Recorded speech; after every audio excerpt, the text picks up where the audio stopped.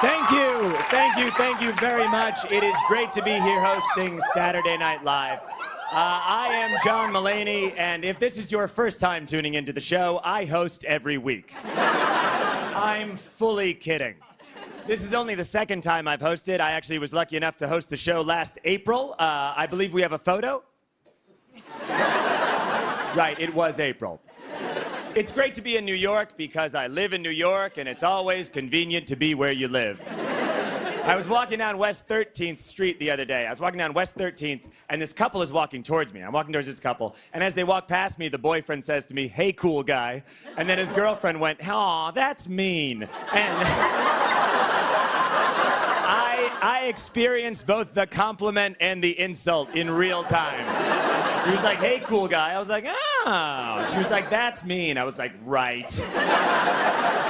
I was a cool person at one time. I used to do cocaine. That's true. Me, the person you're looking at. I would smell it up into my nose and I'd get a high from it. A quick tip from my experience. Doing cocaine will not make your ex-girlfriend get back together with you. But it will make her worry about you. And in the end, what's the difference? I'm very happily married now. I'm very happily married. My wife is Jewish, and I was raised Catholic, which you could all tell from the moment I walked out. That's not a big deal, getting married if you're Jewish and Catholic. Only a couple people asked about it, and they were my parents. Before we got married, my mother asked me if my wife was going to convert to Catholicism. You're right to laugh. It's a stupid question. Oh, I don't know, Mom. Let me go ask. Let me go see if a 29-year-old Jewish woman who doesn't like any of my suggestions would convert to, what was it again? Roman Catholicism? How would I even have that conversation? What, do you come home with a brochure and you're like, "Hey, honey, allow me to tell you about an exciting, not new organization. Don't Google us." You know that strange look of shame and unhappiness I have in my eyes at all times, especially after sex, and it was all forced on me at birth? What if you voluntarily signed up for it?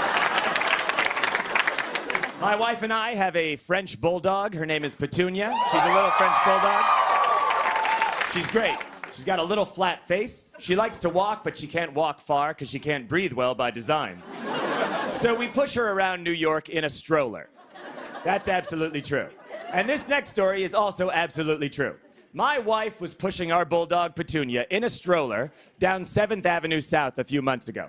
She's pushing her down 7th Avenue. My wife gets to 7th Avenue and Leroy Street. At 7th Avenue and Leroy Street, a car pulls up. Out of the car steps Woody Allen and Soon-Yi Previn. My wife stares at Woody and Soon-Yi. Woody and Soon-Yi stare at a woman pushing a bulldog in a stroller. The four of them stare at each other, and then they all kind of nod as if to say, "None of this is right," and then they went their separate ways.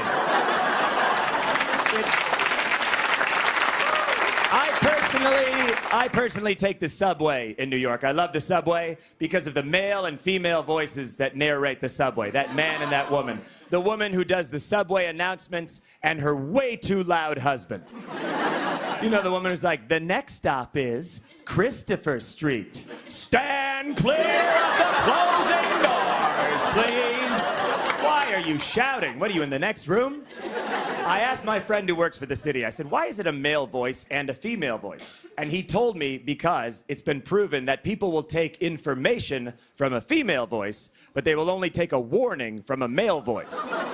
Now, that's its own American gender nightmare that we don't have time to get into. But I have to say, I trust that woman more. I like how she says the subway stops, because she always says them like they're a little secret.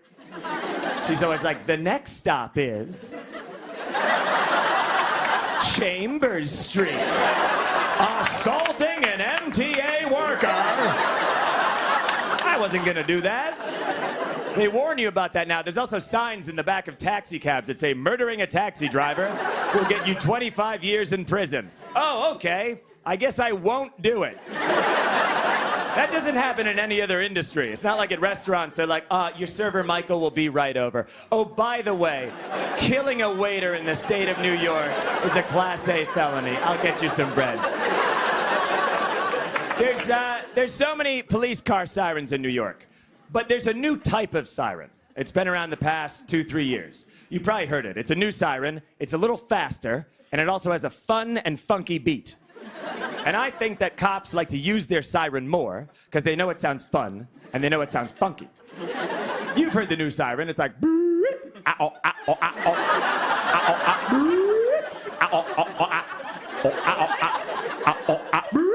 It's like there's a DJ in the back of the patrol car.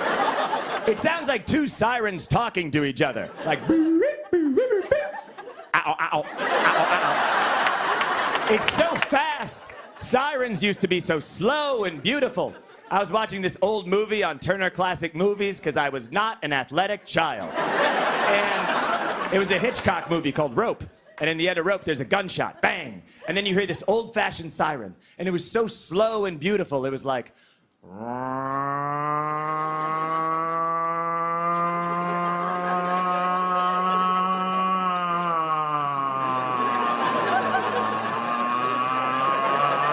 It was like an old gay cat was dying. But not a sad death, not a sad death. He lived a full life, and he's surrounded by loved ones, and he's in hospice, he's in cat hospice, and he's holding hands with a rabbi, and he just kind of...